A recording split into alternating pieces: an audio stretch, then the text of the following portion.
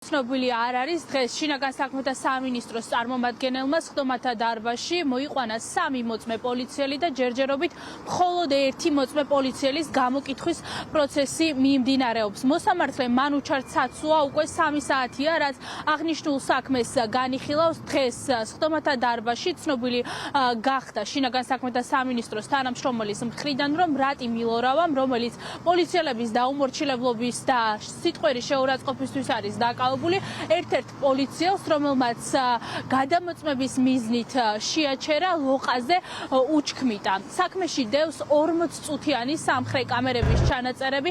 ეს გამოიკვლიეს უკვე სხდომათა დარბაზში და თავად დაკავებული რატი მილორავაც მიუთითებს, რომ არაერთხელ იყო შინაგან საქმეთა სამინისტროს თანამშრომლების მხრიდან არაპროპორციული ძალის გამოყენება. რატი მილორავა ამბობს, რომ რამდენიმე საპატრულო პოლიციის თანამშრომელი მას ძალის გამოყენებით აკავებდა, ამბობს, რომ არ არსებობდა ამის საჭიროება. მილორავამ სხდომათა დარბაზში მოსამართლეს უთხრა და მოინანია, რომ ის იყო ნასვამ მდგომარეობაში, თუმცა როგორც თავად განმარტავს, არანაირი საჭიროება არ იყო იმის, რომ დაზიანებები მიეყენებინათ მისთვის საპატრულო პოლიციის თანამშრომლებს. ნასვამი ვიყავი ვაღიარებ, ვინანიებ, დიღმიდან წავედი საბურთალოზე, ვინ რა მომიწოდა არ მახსოვს, არ ვიცი არაფერი მესმოდა. იმიტომ რომ ტელეფონზე ვსაუბრობდი, ჩემ ცოლთან მივდიოდი, სპიკერი მქონა ჩართული, რომც დაეძახათ ვერ გავიგებდი. ამბობს ერთ წითელზე გაიარა, მერე მეორეზეო და ბოლოს როგორ მოხდა, ერთმა ეკიპაჟმა გამაჩერა? თუ ვინმეს რამე ვუთხარი ან შევაგინე, ეს მოხდა იმიტომ, რომ დაზიანებები მომაყენეს.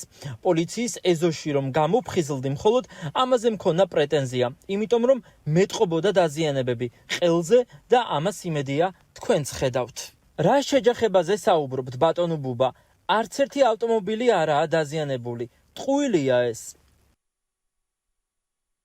ეს მასალა ჯერ ვერ მივიდა, იმიტომ რომ მე ვარ ახლა დამამრილი არ არის, მაგრამ როგორც ვთქვი, დაახლოებით ერთი კიდევ 10 ფურცელი უნდა მინიმუმ წავიკითხო და მარტო წაკითხვა არ არის, ხაფული რა ხო არ არის, რომ თავი გადავაგო.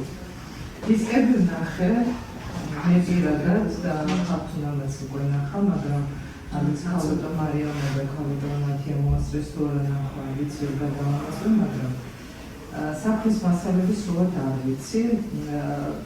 ეხლა არის ესე იგი 35 წუთი იყო ხელი რომ მოვაწერე, 25 წუთი აქვს და 5-ს რომ გამომცა თქმა თანაშემწე მასალები.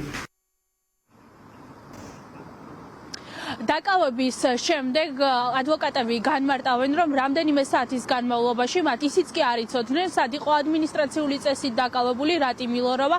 ის მას თავდაპირველად წინასწარი მოთავსების იზოლატორში ეძებდნენ, ამის შემდეგ რამდენიმე განყოფილებაში, თუმცა რამდენიმე საათის განმავლობაში არავის ეუბნებოდნენ არც ოჯახის წევრებს და არც უფლებადამცველებს, სად იყო დაკავებული ახალგაზრდა. რაც შეეხება საქმის მასალებს, უფლებადამცველებს მხოლოდ სასამართლო პროცესზე მიეცათ იმის შესაძლებლობა, რომ გაცნობოდნენ ვიდეო მტკიცებულებებს და იმ წერილობით დოკუმენტებს, რომელიც არის საქმეში შინაგან საქმეთა სამინისტროს თანამშრომლების მიერ წარმოდგენილი. სავარაუდოდ უკვე რამდენიმე წუთში გავიგებთ, რა გადაწყვეტილებას მიიღებს მოსამართლე მანუჩარ ცაცუა, ეს იქნება ფულადი სანქცია თუ 60 დღემდე პატიმრობა.